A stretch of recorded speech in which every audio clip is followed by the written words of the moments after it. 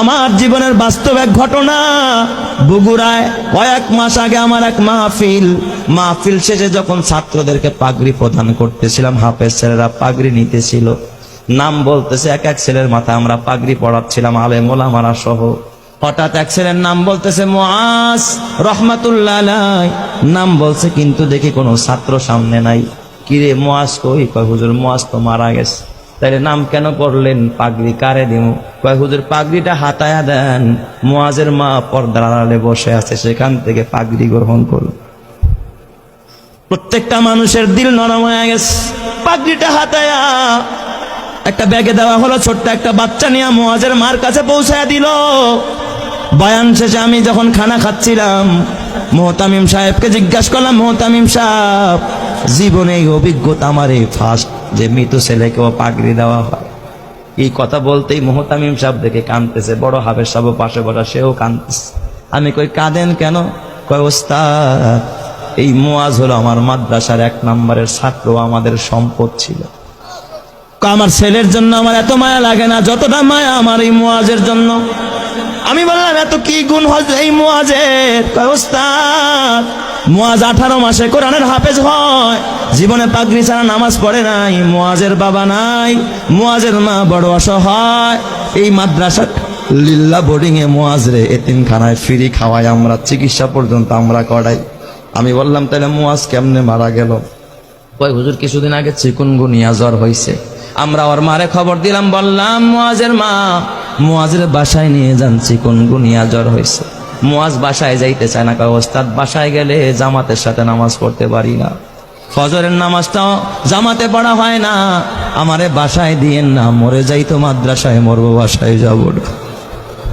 হুজুর কসম আল্লাহ, আর এই মুআজ ওর পুরা মাদ্রাসায় আর একটা সুনাম। মুআজ বাসায় যায় না, মৃত্যুর আগের দিনও জোহরের নামাজটা মসজিদে গিয়া পড়েছে।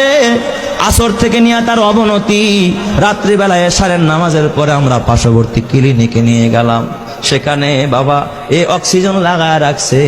প্রায় গভীর রাত্রে মুআজ ওই রাতে ইন্তেকাল করেছে। হুজুর মুআজ ইন্তেকাল করেছে, আমরা স্তব্ধ হয়ে গেছি। মুআজের দাফনটা আমাদের মাদ্রাসার গেটের পাশে মাদ্রাসার কবরস্থানে আমরা করেছি। হুজুর আমি বললাম তাহলে ঠিক আছে, মুআজ ইন্তেকাল করলো, তাহলে পাগড়ি কেন মুআজের মাকে দিতে হবে? ওস্তাদ আপনি তো জানেন না। এই কথা বললাম, মুহতামিম সাহেব একটা ডেস্কের বয়ের টান দিয়ে একটা চিঠি বের করছে। কয় দেখেন এই যে পত্র পাঠাইছে মুআজের মা। আমি চিঠিটা খুইলা দেখি মুআজের মা লিখছে সংক্ষেপে, ওস্তাদ হাফেজ সাহেব সব ছাত্রকে পাগড়ি দিবেন, কিন্তু আমার কলিজার টুকরা, আমার কলিজা সেরা ধন মুআজরে পাগড়ি থেকে বঞ্চিত করেন না, আমার মুআজরে পাগড়িটা দিবেন। এই আবেদনটুকু করেছে। হাফেজ সাহেব মুআজের মারে ফোন দিয়া ব্যাখ্যা চাইলো কেমনে পাগড়ি দিব। মুআজের মা ফোনের মাধ্যমে জানায়, ওস্তাদ এই দুনিয়া আমার মা নাই, বাবা নাই, চাইছিলাম আমার মুআজ আমারে দাফন করবে, আমার সন্তান আমারে জানাজা পড়ে আমারে কবরে রাখবে, কিন্তু আমার মুআজ যে আমার আগে চলে যাবে আমি মা ভাবতে পারি না।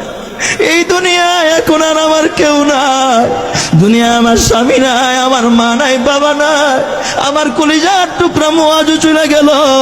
ওস্তাদ ওই পাগড়িটা আমি মা আমার মাথার কাছে দিয়া, মাথার নিচে দিয়ে আমি প্রতি রাত্রে ঘুমাবো। আর আমি আমার ওয়ারেসকে বলে যাব, আমার ওয়ারেসেরা আমার মুআজ তো জানাজা পড়তে পারবে না, আমি মা যদি মারা যায় তোরা আমার বাজারের কাফনের কাপড় দিয়ে আমারে কাফন পড়াবি না। আমার মুআজের যে পাগড়িটা মাদ্রাসার থেকে পাইছে, আমি মাকে আমার কলিজার টুকরার পাগড়িটা দিয়ে আমি মারে কাফন পরায় আনছি। আমি এই পাগড়িটা কাফনের কাপড় হিসাবে ব্যবহার করব। এই জন্য আমি শুধু পাগড়িটা চাই। ও আমার মা, মা গো, কালকে যদি মরে যাও মা, নাকের ফুল থাকবে না, কানের দুল থাকবে না, গলার মালা থাকবে না, হাতের বালা থাকবে না মা, খালি হাতে যেতে হবে মা।